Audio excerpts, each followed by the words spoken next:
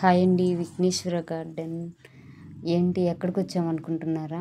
ఈరోజు శనివారం అండి. వెంకటేశ్వర స్వామి ఆలయానికి అయితే వచ్చేసాము పిల్లల్ని తీసుకొని.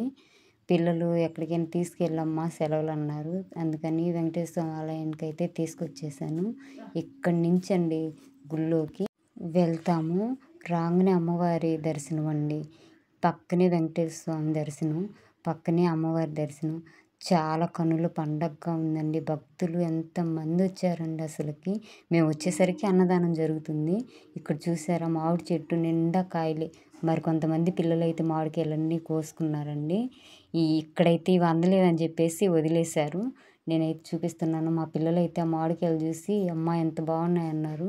మా పిల్లలు చూసారా, ఎంజాయ్ చేస్తున్నారండి. అసలుకి ఎంత బాగా ఆడుకుంటున్నారు చూసారా. మామిడికాయలు చూడండి. ఇంకా కొంతమంది పిల్లలు అయితే వచ్చారు మా పిల్లలతోటి. మా పిల్లలు ఇంకా కొంచెం ఆనందంగా ఉన్నారు. ఇక్కడ చూసారండి, మామిడి చెట్లు పెద్ద పెద్ద చెట్లండి. అసలుకి అన్నదానం కానీ ఈ గుడిలో అస్సలకి ఊరుకుంటపాడు వెంకటేశ్వర స్వామి ఆలయం అండి. ఎంతమంది భక్తులండి. అసలు ఈ గుడి కట్టించిన ఆయన ప్రతి ఒక్కరికి అసలుకి అన్నదానం చేపిస్తున్నాడంటే అది పెద్ద గొప్ప విషయం అండి అసలుకి. ఇక్కడ చూసారా, ఈ ఆలయం చుట్టూ ఈ వైట్ కలర్ అయితే వేశారండి. అస్సలకి కాళ్ళు అయితే అస్సలకి కాలట్లేదు. గుడి చుట్టూ ఉందండి ఇలాగే. అసలుకి భక్తులకి ఎలాంటి ఇబ్బంది లేదు. ఇక్కడ అందరూ అయితే కూర్చోవడానికి, విశ్రాంతి తీసుకోవడానికి చాలా బాగుంది. చూసారండి, అస్సలు కాళ్ళు అయితే కాలట్లేదు.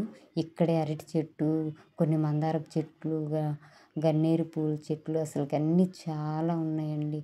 కస్తూరి పూల చెట్లు అసలు చాలా అంటే చాలా బాగుంది. అరటికాయలు చూసారా, నేనైతే ఇంతకుముందు చూశాను కానీ ఇంత దగ్గరగా చూడడం ఇదే ఫస్ట్ టైం అండి నేను. గుడి చుట్టూ ఎక్కడ కూడా నీళ్ళ వసతి అన్నీ చాలా అంటే చాలా బాగున్నాయి. చూసారా, ఇక్కడి నుంచేనండి గుడి లోపలికి రావడానికి. ఇక్కడైతే చాలామంది భక్తులు అయితే ఉన్నారు. మా అమ్మాయి మంచినీళ్ళు తాగొస్తానని వెళ్ళింది. నీళ్ళకి కానీ ఎలాంటి ఇబ్బంది లేదండి. ఇంతమందికి అన్నదానం అంటే అది చాలా గొప్ప విషయం అసలుకి. మా పిల్లలతో ఇలా అయితే మేము బయటికి తీసుకొచ్చి చాలా ఆనందంగా ఉన్నారండి. మా పిల్లలు బయటికి తీసుకొచ్చానని బయటికి వెళ్ళిన తర్వాత ఐస్ క్రీమ్ తీసి అమ్మ అన్నారు. సరేనని చెప్పాను నేను.